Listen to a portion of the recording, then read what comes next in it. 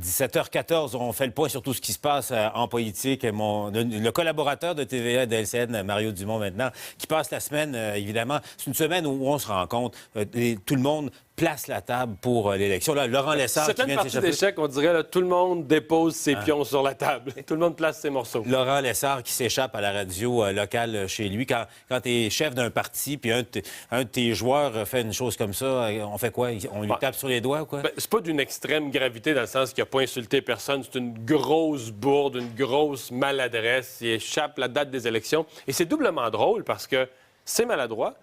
Mais Laurent Lessard, il ne sait pas pantoute la date des élections. Il sait comme nous, on la sait. Exact. Mais il n'est pas dans le secret des dieux. Le premier ministre ne confie pas au Conseil des ministres la date des élections. Il confie peut-être ça à son épouse, puis 2 ou 3 conseillers proches. Mais là, disons que ça commence. Le jupon dépasse tellement. Oui, mais c'était, disons que... Il est dans une radio locale, il a oublié que les ondes se promènent. Comme dit François Legault, on verra. Ouais. Parlons de François Legault. Bon, Christian Dubé, candidat dans Lévis. C'est pas exactement une candidature vedette, là. Il n'est pas connu. C'est pas comme Léo Bureau-Blouin. C'est pas quelqu'un que tout le monde va placoter dans les autobus puis autour des tables des bistrots. Mais on pose toujours la question à un chef de parti quand on veut savoir, es-tu prêt à gouverner, es-tu sérieux? Ce serait qui ton ministre des Finances? Et demain, François Legault a la réponse. Alors, de ce point de vue-là, c'est un bon coup pour lui parce que Christian Dubé vient de président de Cascade International, vice-président développement des affaires de Cascade. Il était chez Domtar avant. Donc, au niveau économique, c'est un gros CV. Et soit dit en passant, dans cette campagne-ci, il y a eu plein de nouvelles candidatures en juillet. Première candidature qui vient du monde économique. D'habitude, depuis toujours, on se souvient de M. Bourassa, même Jean Charest la dernière fois. Les libéraux sont forts là-dessus. Voilà, c'est le Parti libéral qui présente des candidatures qui sont issues du monde des affaires. Et la première candidature importante qui sort du monde des affaires, c'est François Legault. Alors, à la CAQ, disons, on avait besoin de bonnes nouvelles, on est content de celle-là. Ça casse, on veut, un momentum qui était négatif depuis plusieurs mois. Déjà, ça va mal à la CAQ. Là, il y a Gaétan Barrette, là, le fameux président des médecins spécialistes. Et là, on l'a vu tergiverser. Souvent, le silence parle. Est-ce qu'il y va? Bon, la version officielle de Gaétan Barrette, c'est qu'il ne peut pas, comme président des médecins spécialistes, il ne peut pas être en campagne en même temps qu'il est à son poste. Donc, il ne peut pas annoncer de décision avant le jour officiel d'un déclenchement des élections que le premier ministre ait posé le geste légalement. À la CAQ, là, dans l'entourage de François Legault, on est ultra optimiste. On parle presque comme si c'était fait.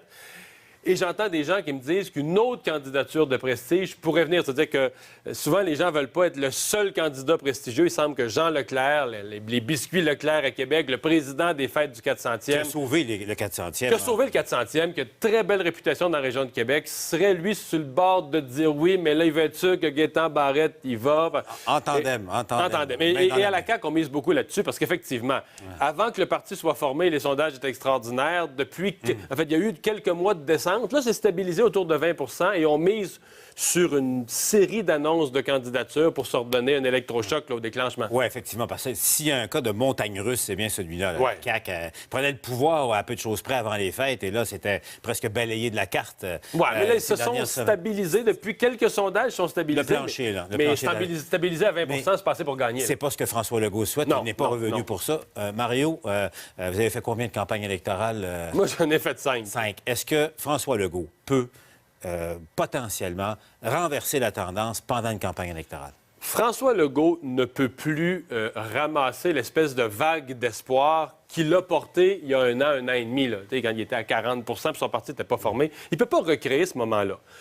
Mais une combinaison de quelques bonnes surprises, des grosses candidatures, et là, il doit compter sur des erreurs des autres. Des erreurs de Mme Marois en début de campagne, etc. Par défaut, les gens veulent se débarrasser du gouvernement libéral, ne sont pas sûrs qu'ils veulent Pauline Marois, pourraient se faufiler. Gouvernement majoritaire, je ne suis pas certain, mais disons à la CAQ, je pense à quoi on rêve, là, des grosses candidatures au déclenchement, on surprend, on espère peut-être finir minoritaire, mais c'est loin d'être fait. Comme disait, et je le paraphrase encore, François Legault, on verra. Ouais. Et on va en voir de toutes les couleurs. Merci, Mario.